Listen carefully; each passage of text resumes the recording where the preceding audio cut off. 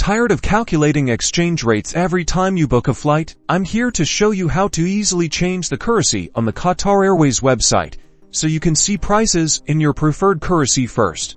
Head over to the Qatar Airways website. Qatar Airways.com. Look at the top right corner of the page. Usually, you will find a flag icon and a currency code displayed. This indicates the current currency setting.